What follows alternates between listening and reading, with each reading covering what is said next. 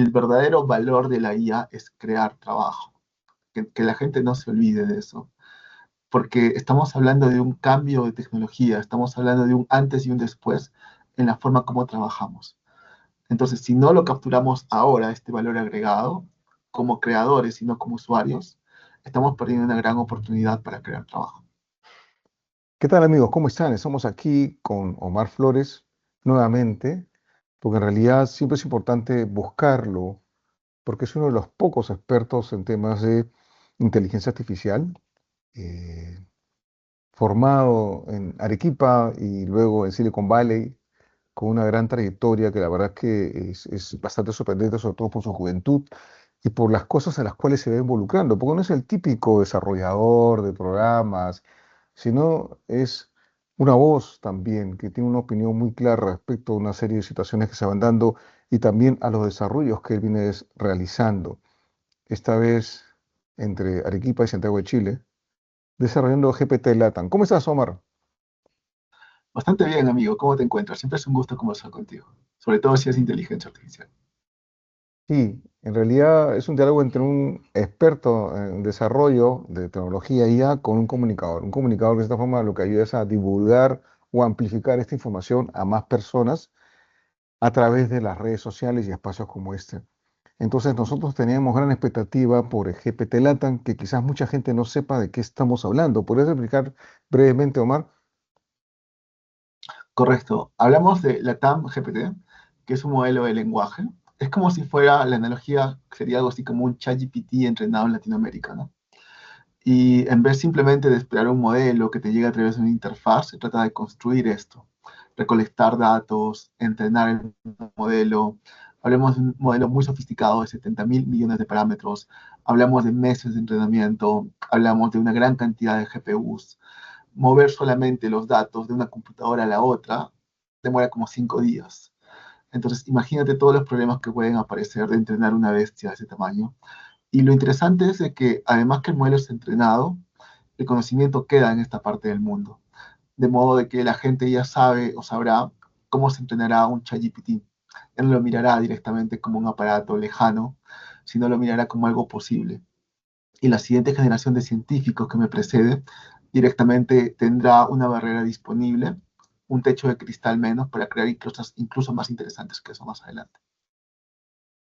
Entonces, este sería una suerte, digamos, de ChatGPT o Gemini, totalmente latinoamericano, con datos latinoamericanos y por ende no tendríamos los problemas que afrontamos actualmente cuando, por ejemplo, tú pides que te haga la línea de Nazca y te hace cualquier garabato, o cuando le pides información sobre elementos históricos del Perú, pues que no tiene data puntual. Algo así sería. Totalmente. Hemos descubierto, por ejemplo, que muchos de los datos que alimentan modelos muy conocidos directamente son traducciones al español de datos en inglés sobre, por ejemplo, Perú o Chile o Paraguay o Nicaragua, ¿no?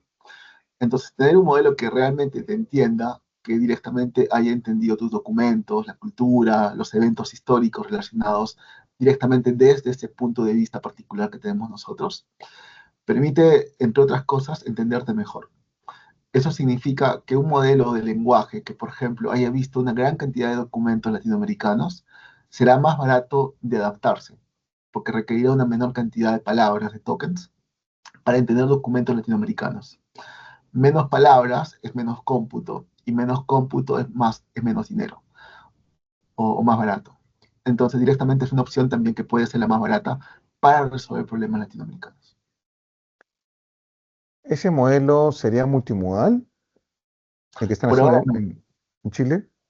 Por ahora no. De hecho, estamos en este momento, yo estoy ayudando también a diseñar la estrategia para el siguiente modelo multimodal. La siguiente versión de la TAMGPT será multimodal. Y probablemente la tercera versión sea agente. Y en desarrollo de ese modelo que entiendo que lo lanzan antes de fin de año, ¿cierto? Correcto. Estamos hablando de diciembre de este año. Y ese modelo, al lanzarlo ustedes, va a tener una, supongo, una versión gratuita para que puedan entrenarlo, pero también va a haber una versión de pago. Tendrá una versión totalmente gratuita, porque digamos, el modelo de negocio no es directamente cobrar por esto, pero enseñar a la población cómo se hace. A diferencia de una empresa, este es un trabajo científico, es un proyecto de investigación que es open source. Los datos están abiertos, el código está abierto, los benchmarks están abiertos y directamente un alumno, por ejemplo, de Huancavelica, podrá dar clic y ver el código que entrena el modelo. Lo cual permitiría pues que haya un mayor desarrollo de adaptaciones locales, ¿no? Sobre todo en universidades y en empresas. Totalmente. La analogía, a mí me encanta decir analogías. La analogía más correcta quizás sería que estamos construyendo un carro en Perú y vamos a empezar a liberar los planos del motor, del sistema eléctrico, del sistema de funcionamiento, de cómo funciona el vehículo per se, para que la gente pueda crear su propio automóvil, ¿no? Hoy en día estamos acostumbrados a comprar el coche de Japón, de China, de Norteamérica, pero la gente, los jóvenes nos preguntamos a veces, ¿y por qué no se construye un carro acá, no? Por varios motivos que son físicos, pero en el caso del software requieres en realidad menos cosas, ¿no? No necesitas una fábrica. Para hacer analogía, significa que liberan el modelo y en Perú, desarrolladores que tengamos o gente que especialista en ciencia de datos podría a partir de allí generar otro producto, un producto, digamos, minorista focalizado en un tema determinado, por ejemplo, no sé, matemáticas o redacción de texto, etcétera. Totalmente. Imagínate una universidad que quiere hacer su sistema de su chatbot para que los alumnos empiecen a ver sus notas, ¿no? Entonces tendrá un sistema que pueda entender no solamente el lenguaje, pero las distintas palabras que se usan, que son peronismos, por ejemplo. Te cuento una anécdota muy cortita. Yo estaba en México como parte de un PlatziConf, que fue el evento anual de Platzi, y se me acercó un joven con un cuadrado, con una especie de cubo, y me mostró, y me dijo que era su emprendimiento, que era una especie de timbre, y su empresa básicamente quería poner este timbre inteligente en las casas, ¿no? Para que alguien venga y en vez de tocar la puerta directamente pregunte, oye, está tal persona, está buscando tal persona, ¿no? Como una especie de asistente que le permita directamente saber si alguien está o no. Y me decía, estoy esperando que salga la TAM-GPT porque no me funciona Llama bien, no me entiende todos los modismos, las jergas de las personas que usan el ¿No? sistema, ¿no? Ese me pareció uno de los casos de uso más bonitos que he encontrado de la TAM-GPT, por ejemplo. Claro, yo ahora que comentabas eso me imaginaba pues un bastón para las personas con discapacidad visual que tenga, y no sé si tendrá poder de visión de cómputo, y que te vaya alertando con los audífonos los objetos que tienes delante tuyo, ¿no? A eso se podría llegar, ¿no es cierto? No quizás en Total, esta etapa, pero más adelante, ¿no? totalmente. Cualquier cosa que implique el uso del lenguaje, sobre todo un lenguaje rico y tan diverso como el español latinoamericano, tendrá un campo de uso en ese contexto. Y ya tienen fecha para el usuario final que pueda probar ese modelo. Si todo sale bien, en diciembre de este año está proyectado. De acuerdo, ok. Y hablando del lenguaje, entiendo que se te ha invitado al 10.º Congreso que organiza la RAE, exactamente el nombre, por acá lo tengo, es el 10.º Congreso Internacional de la Lengua Española, Arequipa, Perú 2025, que hasta donde he leído es una suerte de homenaje póstumo a don Mario Vargas Llosa. Correcto, estamos hablando algo así del, si fuera un mundial, sería el mundial de la lengua española, ¿no? Que se unen todas las escuelas o todas las, ¿cómo se dice? Las casas donde estudian el lenguaje español. Todos los pequeños, digamos, eventos suceden en este lugar a manera de mesas de discusión para entender el lenguaje español, en este caso el lenguaje latinoamericano. ¿Y podrías adelantarnos de qué va a tratar tu ponencia? Por supuesto, vamos a discutir acerca de cómo el lenguaje, un modelo de lenguaje, un LLM, directamente permite capturar la cultura, la tradición y el conocimiento de varios lugares en un solo modelo de lenguaje. Lo que involucraría en la vida real tener un montón de libros para entender las distintas tradiciones, hoy en día tienes un modelo el cual empieza a encontrar analogías entre distintas formas de usar el lenguaje español, ¿no? Y más aún, permite preservar el conocimiento. La cantidad de anécdotas, la cantidad de historias que se van perdiendo en el tiempo, que directamente podrían estar plasmadas directamente en un modelo de lenguaje. Ajá, o sea, están ingresando las letras a esa caja negra que componen las matemáticas, los algoritmos y la estadística. Totalmente. Y quizás al final estamos estudiando lo mismo, tanto la parte de ingeniería o la parte científica, con las ciencias humanísticas, ¿no? Con el entendimiento del lenguaje. Quizás ambos estamos estudiando la información, pero de distintos puntos de vista, y la inteligencia artificial es un puente que nos permite enlazar distintos tipos de conocimiento. Eh, ¿De dónde nació esta idea, digamos, loca de hacer un modelo de lenguaje gratuito a disponibilidad de todos los latinoamericanos? ¿De dónde nace esto? ¿Quién lo financia? No es, por ejemplo, mi iniciativa. Yo me he unido al proyecto cuando ya empezó. Ujú. Am, Sin embargo, esto empezó hace más de un año atrás. Directamente existe un Centro Nacional de Inteligencia Artificial en Chile, el cual tuvo la brillante idea de ponerse una meta muy alta, ¿no? Que es crear el primer modelo de lenguaje latinoamericano. Y esto ha tenido distintas etapas y estamos ya en la última etapa, que es la construcción misma del modelo.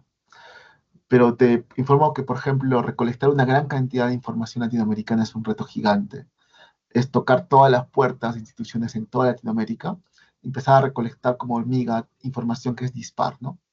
Desde bibliotecas nacionales, sistemas educativos, hasta, por ejemplo, medios, hasta diversos tipos de repositorios. Pero el resultado simplemente es un modelo gigantesco que tiene financiamiento en parte de la CAF, de la Corporación Andina de Fomento. ¿Y cómo les ha ido ¿Cómo les ha con ido? el dataset peruano? Pero bueno, bastante, bastante retador. Yo mismo he estado en el Congreso de la República hablando a los congresistas si, por ejemplo, podemos tener acceso por la ley de datos abiertos a las discusiones que se dan ahí, por ejemplo, ¿no? O los proyectos de ley o las leyes. Y estamos todavía esperando la respuesta. Sin embargo, he tocado muchas puertas, casi todos los medios de comunicación de Perú. No voy a decir nombres, pero yo he tocado directamente a través de un WhatsApp. Y siempre ha sido la idea de todavía no queremos ver o no estamos listos todavía o directamente no los queremos compartir o no los podemos compartir, ¿no? Sin embargo, muchos de estos datos también son directamente compartidos por universidades que han sido nuestros principales aliados. Ujú. Las universidades tienen, por ejemplo, centros de información, los cuales incluyen tesis, trabajos de investigación, libros, y te los pueden compartir si están digitalizados, ¿no? Menciones, por ejemplo, para la Universidad Continental, que creo que fue la primera que puso el hombro para hacer esto en Perú, por ejemplo. Y actualmente tenemos 2 o 3 casos más que están en camino de completarse. De Eh, esta manera, eh, tendría un gran impacto en lo que es la preservación de la cultura latinoamericana, con los datasets que vas recogiendo de cada país.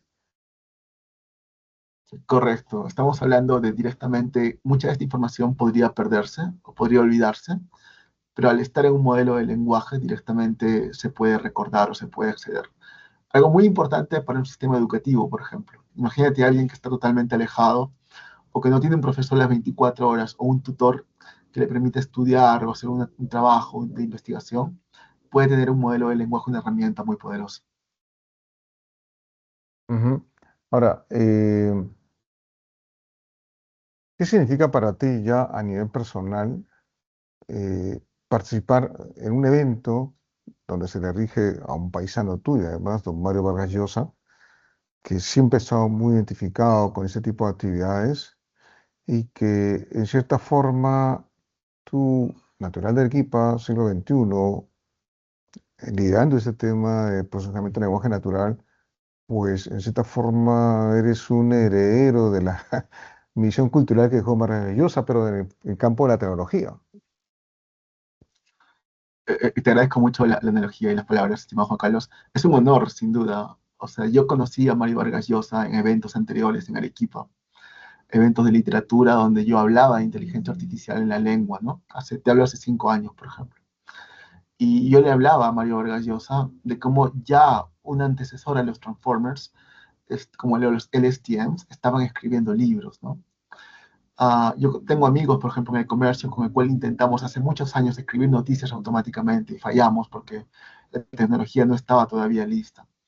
Pero directamente participar y un poco ser paisano de Mario Vargas Llosa y además hacerlo en Arequipa es un honor muy grande. Es directamente aportar mi grano de arena desde un área de conocimiento totalmente distinta que la inteligencia artificial a gente que se dedica a estudiar el lenguaje, pero a través de reglas, ¿no? Yo lo estudio a través de matemática, a través de datos. Y creo que es un evento que puede ciertamente como tender un puente para que trabajemos juntos. Yo creo fervientemente que un investigador de inteligencia artificial puede ser parte de la lengua, de la RAE o de una academia de la lengua española, porque estamos estudiando lo mismo, estamos resolviendo el mismo problema, que es entender cómo la gente usa el lenguaje y directamente a una escala global. Yo trabajé en Twitter. En Twitter teníamos 200 millones de tweets por día en 69 idiomas. Dime si no se puede entender el lenguaje a escala global en una red social, ¿no? Entonces, creo que estamos simplemente trabajando juntos en algo que el futuro nos va a unir incluso más. Quiero detenerme un momento en el tiempo, sobre todo en el tuyo, ese momento en el que tú conoces a Mario Vargas Llosa e intercambias palabras con él. ¿Puedes recordarlo? ¿Qué cosa es lo que te decía? ¿Te entendía cuando tú hablabas de los Transformers, por ejemplo? Yo recuerdo lo primero que yo le dije, estábamos los dos en el Teatro Municipal de Arequipa. Yo acababa de dar una charla, yo no sé si él vio mi charla o llegó al final, pero él estaba afuera, estaba adentro, pero afuera del auditorio principal. Y conversando, lo veo pasar y él tiene la costumbre, o él tenía la costumbre, de entrar a una sala y empezar a dar la mano a la primera persona que veía. En vez de saludar a todos, él daba la mano a dos o tres personas y luego se quedaba un rato ahí y luego se iba amablemente. Entonces yo tuve la suerte de estar justo al lado de la puerta y él se acercó y me dio la mano. Yo volteo y era Mario Vargas Llosa, ¿no? Y le dije, acabo de dar una charla hace poco, ¿a qué te dedicas? Me dijo y le conté, bueno, estoy trabajando en Intel, me parece, en ese momento. Y estamos creando modelos de lenguaje. Y estos modelos de lenguaje ya están escribiendo libros, ya están escribiendo noticias. Y su primera palabra fue decir fascinante. Y luego, explícame más. Esa sana curiosidad que él tenía me permitió explicarle en un par de minutos qué estaba pasando detrás, ¿no? No sin saber por entonces que venía esta ola gigantesca iban a ser los grandes modelos de lenguaje. Interesante, sé que debe ser una escena memorable para ti, ¿no? O sea, de haber tenido la oportunidad de dialogar con él. Sí, me arrepiento de no haber tomado un selfie en ese momento. Eh, ahora, hace poco se dio la reglamentación de esta ley 318-14. Hiciste un comentario interesante en LinkedIn respecto a los alcances o el impacto que podría tener esta ley. Una lectura simple nos detecta o confirma que, bueno, hay un fin loable, enunciados interesantes respecto a el uso de la IA, cómo debe hacer en el Estado, el registro que tienen que hacer, digamos, las entidades públicas y también las privadas, entiendo, como la banca, eh, que a mi entender, pues va a generar muchos procesos y pasos burocráticos. Pero ya leyendo tu comentario vi que había otra lectura detrás de esa norma. ¿Puedes resumirnos eso? Yo les refiero a la gente al artículo de opinión, a la columna de opinión que escribí en el comercio hace unos 2 o 3 días. Te mando el link ahí para que lo pongas después, donde hablamos un poco de cómo una reglamentación que como título tiene que promueve y fomenta el uso económico y social de la inteligencia artificial, en realidad es como un partido de 90 minutos que solamente juega la mitad, solamente juega el primer tiempo. Resulta que podemos ciertamente regular, podemos proteger a la gente, podemos intentar ciertamente tratar de hacer un mejor uso de la inteligencia artificial, pero ese no es el principal o no debería ser el principal objetivo de nuestros esfuerzos de la inteligencia artificial, sino el primer objetivo debería ser crear puestos de trabajo, que directamente una herramienta tan poderosa permita crear muchos puestos de trabajo en Perú de calidad, basados en datos, en estadística, en matemática y en programación. Para mí, ese es el meollo del asunto, de que estamos, en vez de gastar energía en cosas tan importantes como regularlo, debemos de gastar igual cantidad de energía en encontrar la mejor forma de educar a la gente, de crear más investigadores, de hacer proyectos complicados y ciertamente de crear una masa crítica para crear una industria que está cambiando el mundo. El título de la columna de opinión es reglas para un país que, o reglas para un tema, o reglas para caminar cuando el país necesita correr. Es decir, el mundo está yendo a una velocidad dramáticamente rápida y nosotros estamos dando pasos, ¿no? Y en vez de enfocarnos en crecer, en crear ciertamente tecnología y construir cosas, nos estamos enfocando primero en ponerle reglas. No está mal, repito. Lo que está mal es ciertamente no priorizar las cosas, no darnos cuenta que el valor de la IA no está en un espacio burocrático, sino está en crear cosas, en crear tecnología, y que ya no creamos laptops, no creamos celulares, no creamos transistores, no creamos el Internet, no creamos coches, pero por lo menos creemos inteligencia artificial, que no se nos escape una vez más la tortuga, ¿no? Sí, sí, bueno, sí, coincido contigo, definitivamente. Primero quieren fijar las reglas antes que fomentar el desarrollo de la industria, ¿no? Y solamente hay que recordar que Perú es un país donde tenemos las mejores leyes del mundo, las mejores normas. El mejor ejemplo, el Reglamento Nacional de Tránsito, que es perfecto, es maravilloso en la práctica. Es más, hay un examen en un mini circuito chiquitito, en el Turing, donde supuestamente simulas el manejo y te evalúan, muy exigente para estacionar. Apruebas ese examen o estudiaste las reglas, sales a la calle y manejas como te dé la gana, porque no Claro, tenemos un sistema de fiscalización, de control, las sanciones correctas, y yo intuyo que aquí va a pasar lo mismo, o sea, no se van a dar abasto para registrar y supervisar sobre todo esa parte de la explicabilidad respecto al uso de las herramientas que adquieran, ¿no? Entidades públicas y privadas. Y obviamente también me preocupa porque se hace una lectura, como tú dices, basada en la reglamentación, pero no se va más allá, ¿no? En cómo educamos a la gente.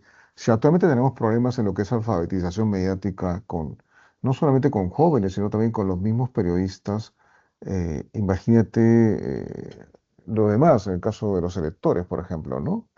Y es por eso que es muy fácil manipular con información falsa a través de las redes sociales.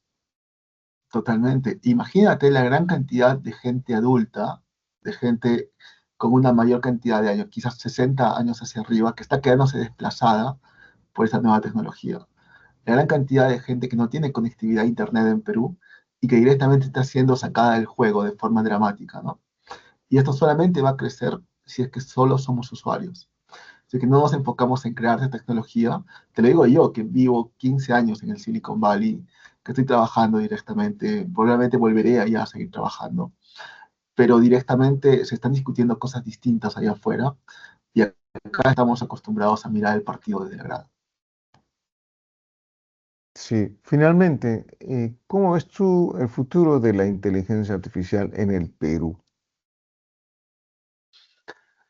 Yo siento que cada vez tenemos más inteligencia artificial, cada vez somos más conscientes de los datos. Yo frecuentemente converso con gente que trabaja en la industria, en la banca, en el retail, en telecomunicaciones en Perú, y sé la importancia que le están dando los datos, ¿no? Han entendido correctamente de que más importante que la IA son los datos. Tener los datos en un solo lugar, anotarlos, ordenarlos, y después empezar a crear una solución basada en datos. La IA es solamente una herramienta y ha tenido varios nombres. Ha tenido nombres de ciencia de datos, reconocimiento de patrones, distintas formas de llamar al uso de los datos para tomar decisiones. Esto no va a cambiar, de hecho va a ser cada vez más frecuente. Lo que es interesante, estimado Juan Carlos, es de que cada vez hay más importancia en la inteligencia artificial, pero cada vez tenemos más herramientas para poder hacerlas, lo cual nos aleja del core, de toda la base de matemática, el código que existe detrás. Ujú. Sin embargo, para mí el punto de inflexión más dramático que vamos a ver en el futuro no es la IA, sino es la robótica.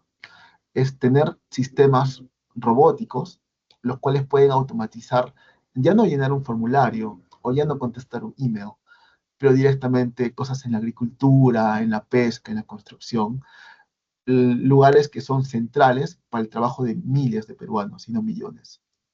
Imagínate qué significa que tuviéramos un robot que pueda conducir por sí solo, ¿no? ¿Cuánta gente se Ujú. queda fuera de trabajo? Entonces, eso va a venir en unos 10, 15 o 20 años. Y Muchas de las cosas que yo hago es tratar un poco de poner mi grano de arena para que hagamos algo en contra de eso.